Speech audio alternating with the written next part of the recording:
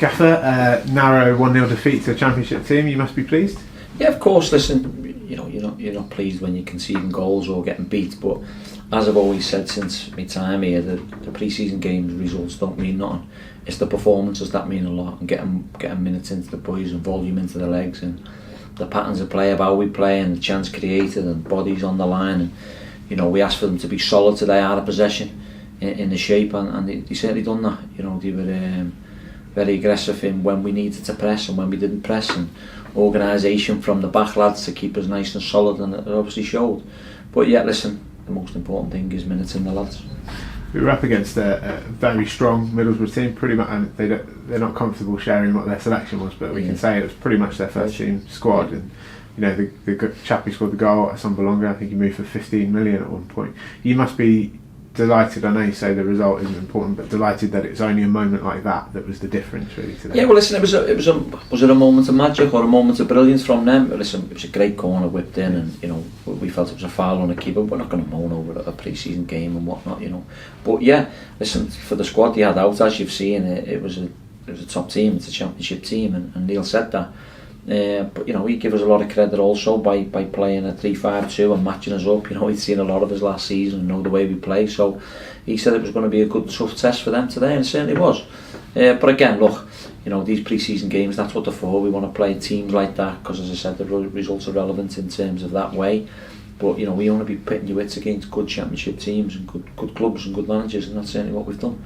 You were able to give a couple of new signings at 45 minutes there. I know Ryan Hardy doesn't feel necessarily like a new signing, but how did you assess his performance and Callum Watts today? Yeah, Ryan was very good. He's sharp. His runs in behind, his clever play. Listen, he should have had a couple of goals, shouldn't he? He did say that to me then coming out, but listen, Ryan will score goals. We know that. Callum Watts has only trained with us for a day, but he's been fit and strong, and he stepped in when he needed to, comfortable on the ball, defended well enough.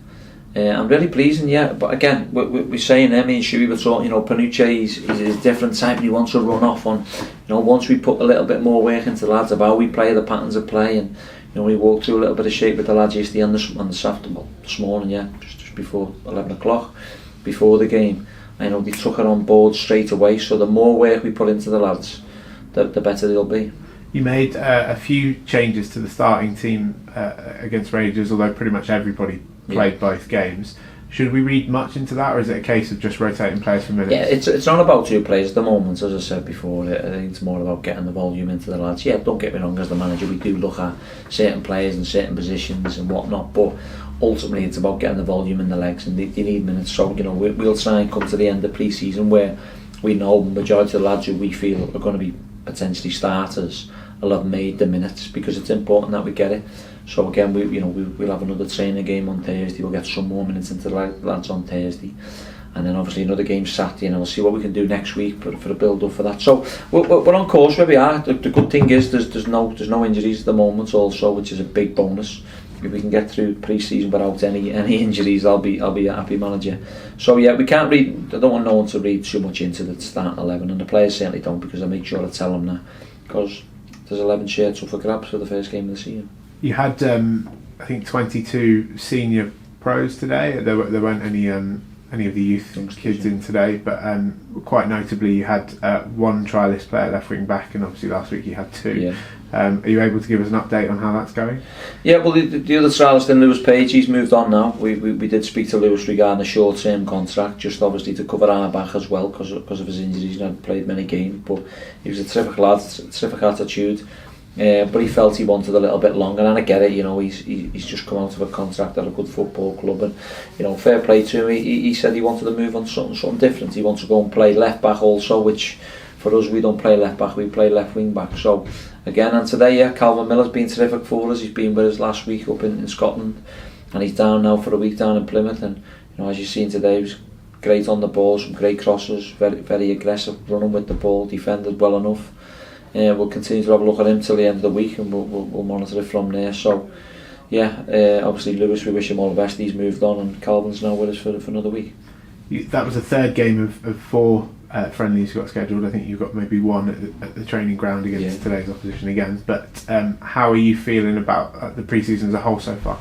Yeah, listen, we've had to sort of scramble around a bit, haven't we? Let's have it right, you know, with the COVID restrictions and whatnot. We're going to try and get another game in next Wednesday as well, or next Tuesday, I think, if we possibly can. We're on with that now, so it'll be 5.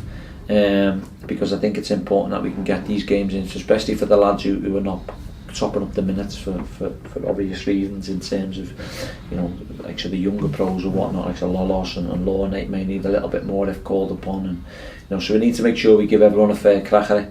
But yeah, look, we've had to do. I think that, you know, the Parkway game was great for us the first week, 2 weeks in, and then a week to play them was very competitive, and then to go and play Rangers was very good. You know, the game up there was different class, and then today another top opposition in Middlesbrough. So yeah, we're on the right track. Don't get me wrong, we would have liked a couple more, but listen, we can't do that. We've restricted along the way, but we'll look forward to Saturday and get some more minutes into the boys.